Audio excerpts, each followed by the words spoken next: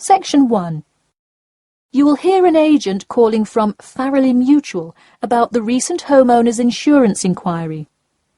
First, you have some time to look at questions 1 to 6.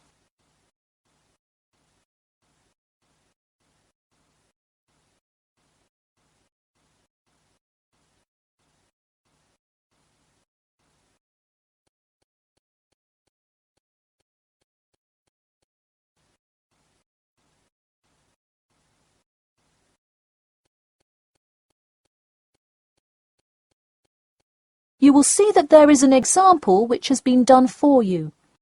On this occasion only, the conversation relating to this will be played first. Hello? Yes, I'd like to speak with Janet Evans, please. Speaking. Hi, Miss Evans. This is Jim Rodriguez, calling from Farrelly Mutual about your recent homeowner's insurance inquiry. The man says that he'd like to speak with Janet Evans. So, Janet Evans has been written in the space. Now we shall begin.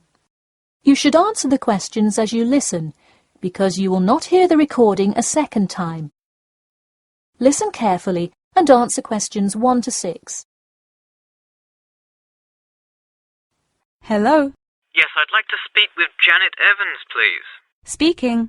Hi, Miss Evans. This is Jim Rodriguez, calling from Farrelly Mutual about your recent homeowner's insurance inquiry. Yes, hi. Thanks for returning my call. My pleasure. I understand you are potentially interested in insurance for a bungalow located a bit out of town. Could you give me the address? Sure, it's 49 Greenway Court. Greenway is one word. Thank you. All right, and would you prefer to be contacted via email or phone? Either one is fine.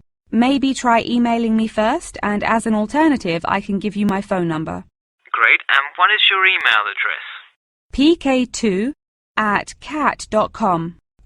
Did you say cat as in the animal? Yes, it is the acronym for the construction company I work for. I'm sure you've seen them around. Yes, I have, and could you give me your primary phone number and the best time to reach you? Sure. The number is 020-4251-9443. I am generally unable to answer my phone at work, but any time after 5:30 p.m. is fine. I will make a note of that here. Now, I'm going to ask you a little bit about property itself, so we can make an accurate estimate of the cost of insuring your home. Could you tell me the size of your house? Well, I don't have the exact measurements, but I'm pretty sure it's right around 80 square meters. Should I measure it and call you back later? No, that's completely all right. I'll write 80 square meters for now to get the estimate, and then an agent will come get the exact measurements later on if you decide to purchase our insurance. Okay, great. And what material is your house made of? For example, wood, brick, stucco? It's mainly brick. Great. That will give you a lower rate than most of the materials, since it is so strong. Wonderful. And do you have any sort of home security, Miss Evans? We don't have a fence or anything yet, but we have an alarm system that we use regularly. Good. Before you hear the rest of the conversation, you have some time to look at questions 7 to 10.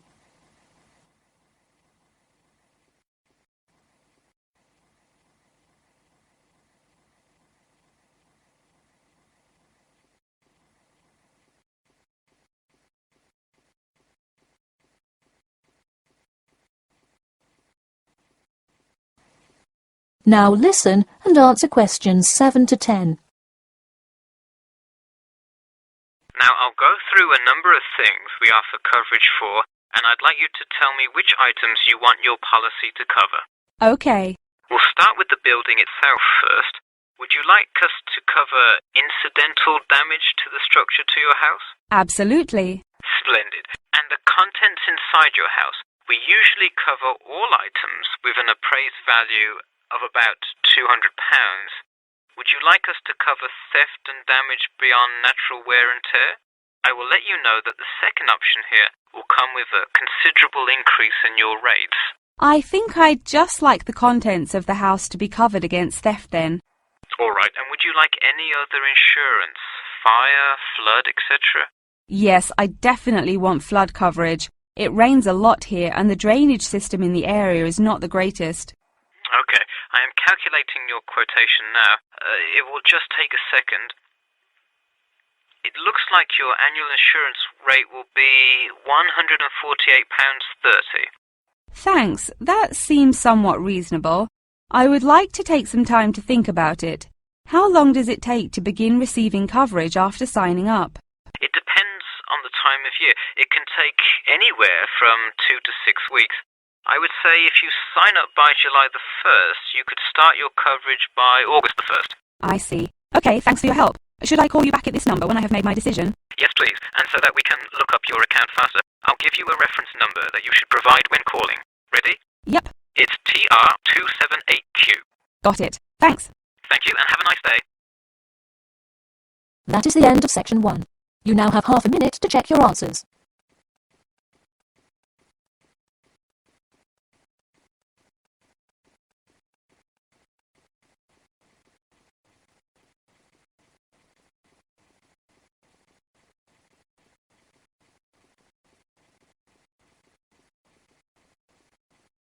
Now turn to section 2.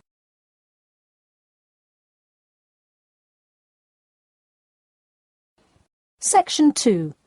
You will hear a talk about a pool and outdoor venue created by some people. First, you have some time to look at questions 11 to 14.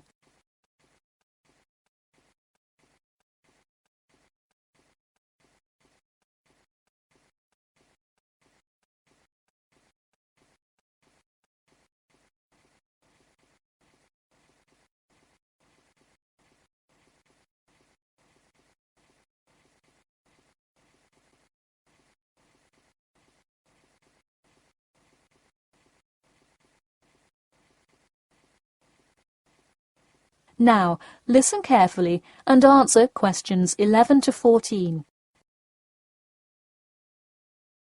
Hey, if you're just joining us on WKPX The Sound, welcome. We're here in the studio with Matt and Cam in the morning, and this morning we're talking about keeping the kids occupied on summer vacation. Folks, there's a new kid in town in the world of summer fun. Get ready for the Pool of the People, a pool and outdoor venue created by, that's right, the people.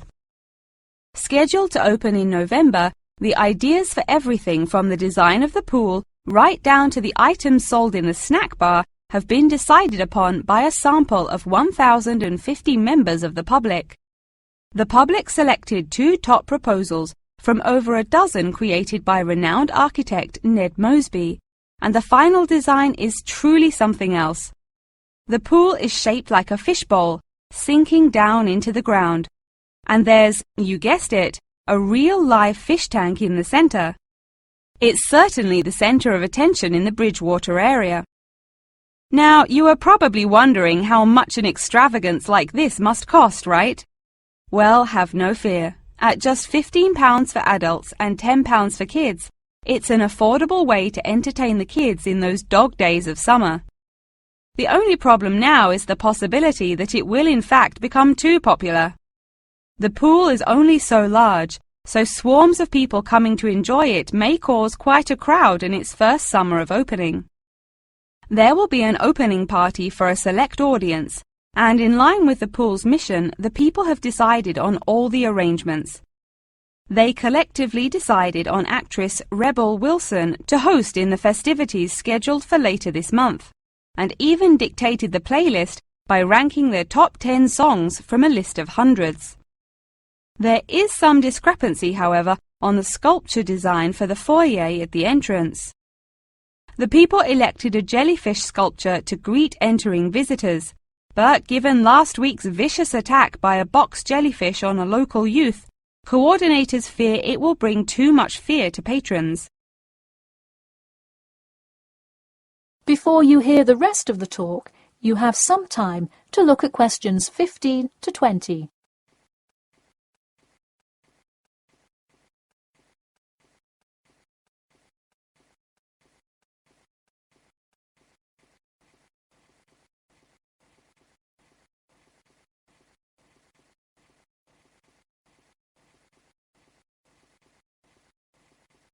Now listen and answer questions 15 to 20. The theme of the clubhouse is set to be International Waters, with a different section representing each continent, designed by the legendary local artist Roberta Annuzzi. Representing Asia in the reception area will be a mosaic made up of prominent animals indigenous to the continent. A camel, a panda, and the Siberian white tiger, to name just a few. In the West Lounge, feel the cool, icy vibes of the transantarctic mountains of Antarctica. Makes you cold just thinking about it, doesn't it? Just seeing a wall with a mural of the glacial mountains is almost enough to cool you off on a December afternoon. Almost. Why not make the trip to the pool a social studies lesson at the same time? The theme in the ladies' lounge room for Africa may not be what you expected. A safari? Drum music? The Nile River? No.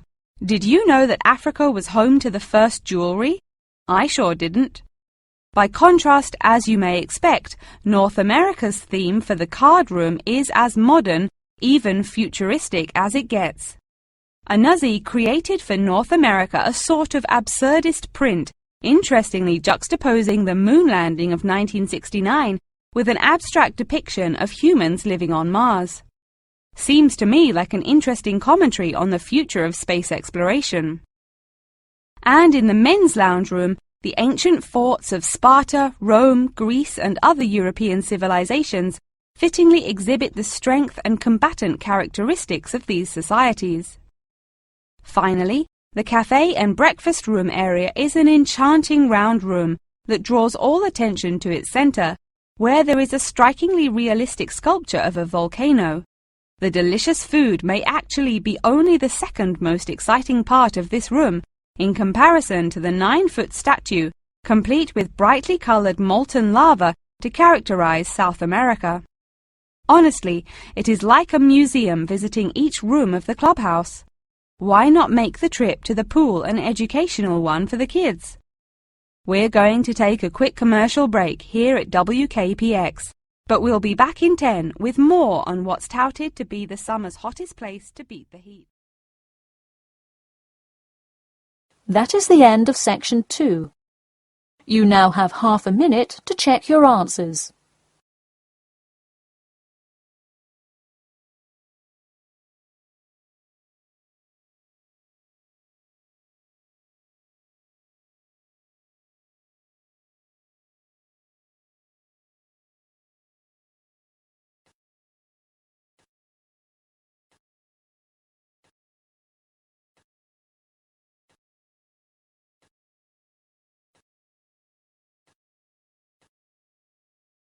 Now turn to section 3.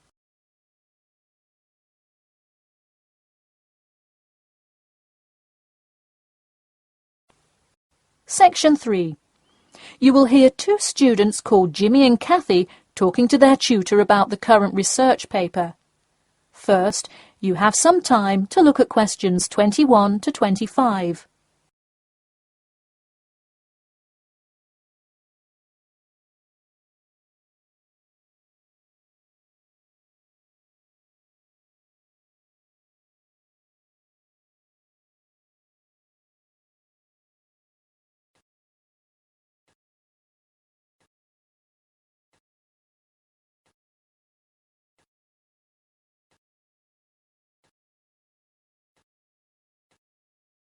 Now, listen carefully and answer questions 21 to 25. Before we start, Jimmy and Kathy, thanks for coming in today to talk about your current research paper. Well, I will also give you some suggestions for your future presentation later. That's great. OK, I've read the introductory chapter, and so far I like where you're going with your research, you two. Thanks. What did you think of the procedure section? I haven't got there yet. I'll get to that and the results and discussion section in a bit. Oh, if you haven't read the rest, are you just saying you like the introduction? No, the layout is really well done. You have each section clearly marked and have the header and footer perfectly formatted, and your title page is right on the money. A lot of students have trouble with that one. To be honest, we did refer a lot to the example we received in class.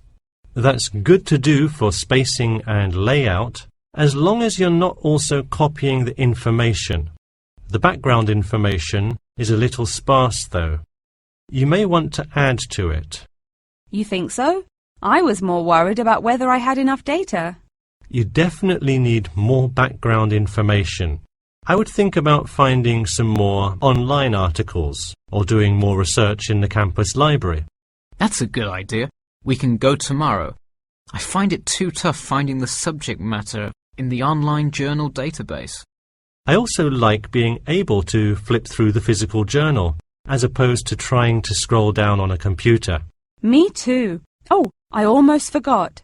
I've included all of my citations in the abstract, but could you help me with the bibliography? I should be using a bibliography, right? Not an appendix. Sure, I can help with that. Yes, for this type of scientific research paper, list all sources that you cite in the body of your paper in a bibliography.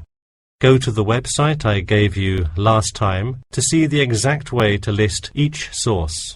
Okay, thanks. I'll do that. We still have a lot of things to fix up. Yeah, but there's a lot of good stuff here to work with. So enough about the paper. How is the presentation going? Well, it's all right. I'm going to go try out the new presentation software while Jimmy's working on the bibliography. Yeah, we are hoping to make an animation of an actual pump, but still have a lot to learn about how to do that. Before you hear the rest of the talk, you have some time to look at questions 26 to 30.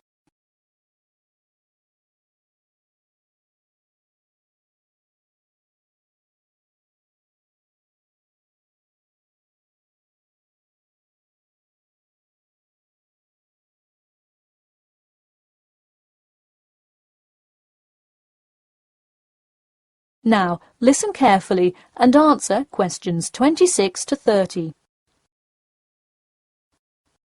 Who would have thought before we started this project that we would be able to recreate the motion of a pump? This stuff is just so interesting. So glad to hear it. Yeah, I am glad I took engineering this semester. I would definitely like to keep up with it. You know, there's an organization called the Machine Engineer Society. You should look into joining it. You'd need to score well in your engineering class to qualify, but I think you can do it. Interesting. I will definitely check it out. I would really like to get in contact with some professionals in the engineering field to find out more. I don't really know anyone in the field now, though. I think if you keep meeting people in your classes and professors, you'll be able to get in contact with some really helpful people. Well said, Jimmy. If engineering pumps is something you both are specifically interested in, make sure you stay up to date on new developments. In fact, you could visit the local water treatment facility periodically to see what new developments are going on. That may be a good way to get some practical experience. Well, I don't think they would let you handle any equipment by just visiting the facility. If you really want to get your hands dirty, so to speak, I would recommend instead seeking a summer internship. Wow, you have so many helpful suggestions for getting a leg up. Now, if only you could tell me how to get my work published. Wouldn't that be nice? Well, honestly, all you really need to do is, once you have a dissertation, present it. Present it often and to many audiences, and once you get feedback, adjust it. You'll get published one day. Wow, this meeting has been truly inspiring. Thanks for your help. That is the end of section 3. You now have half a minute to check your answers.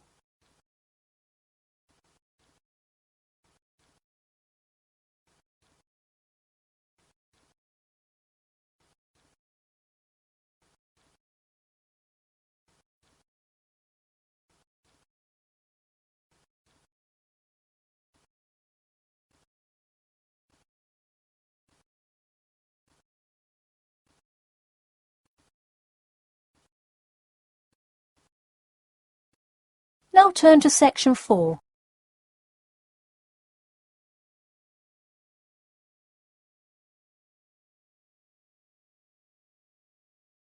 Section 4. You will hear a talk about amber, the formation of amber and its applications in different fields. First, you have some time to look at questions 31 to 40.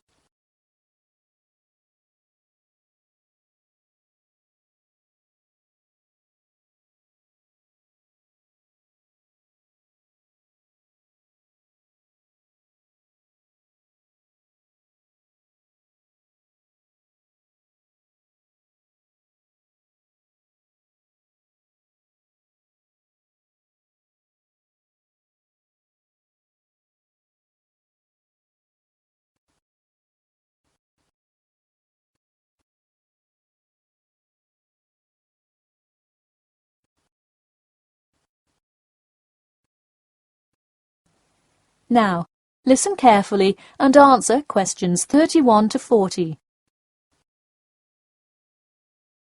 Tonight I'm going to present an overview of the research on amber. Okay, I'll start by giving a brief introduction about amber, then talk about the formation of amber, and then describe amber's applications in different fields. First of all, what is amber? Amber is not a stone, but is ancient fossilized tree resin, which is the semi-solid amorphous organic substance secreted in pockets and canals through epithelial cells of the plant. And why is resin produced? Although there are contrasting views as to why resin is produced, it is a plant's protection mechanism. The resin may be produced to protect the tree from disease and injury inflicted by insects and fungi. Amber occurs in a range of different colors. Besides the usual yellow, orange and brown, other uncommon colors are also associated with it. Interestingly, blue amber, the rarest Dominican amber, is highly sought after.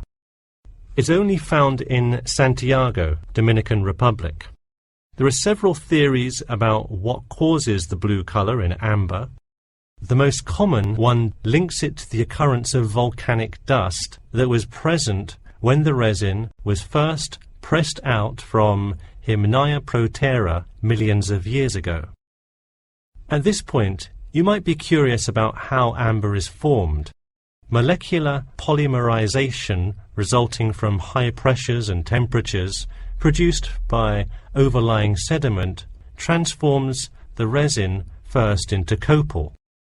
Sustained heat and pressure drives off terpenes and results in the formation of amber. Copal, that I've just mentioned, is also a tree resin, but it hasn't fully fossilized to amber. More generally, the term copal describes resinous substances in an intermediate stage of polymerization and hardening between gummier resins and amber.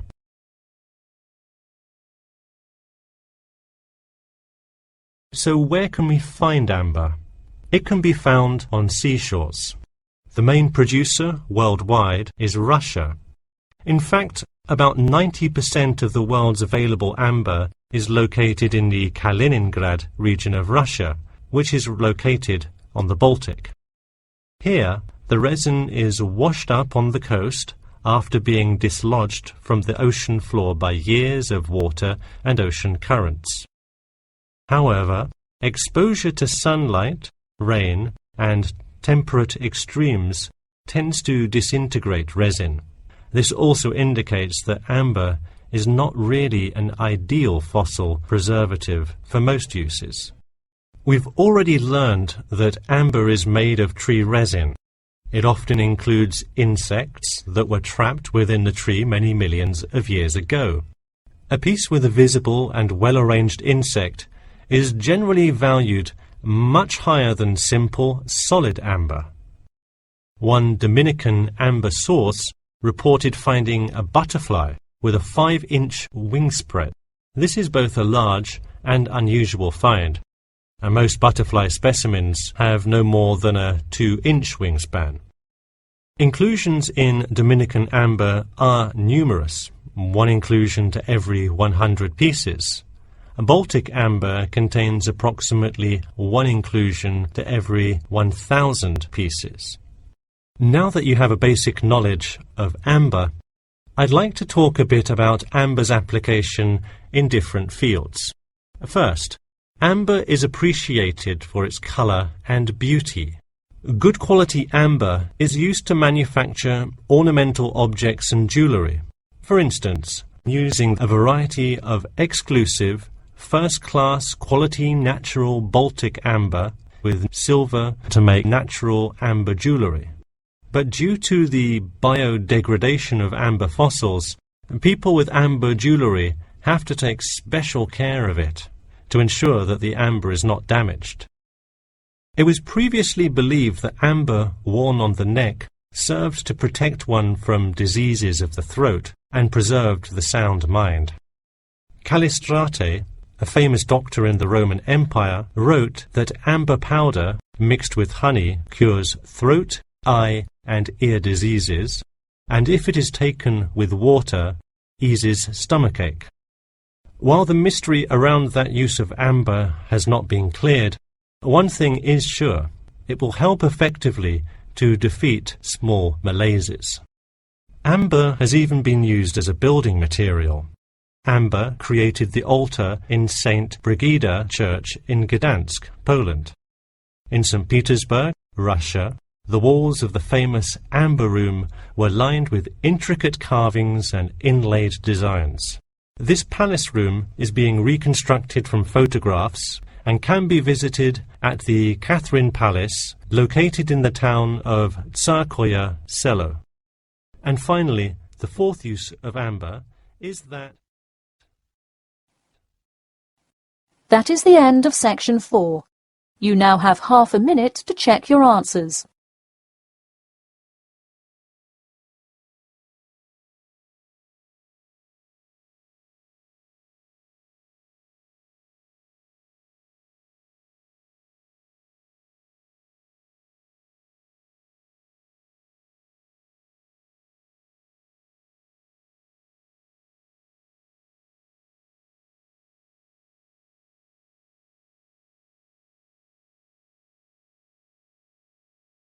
That is the end of the listening test.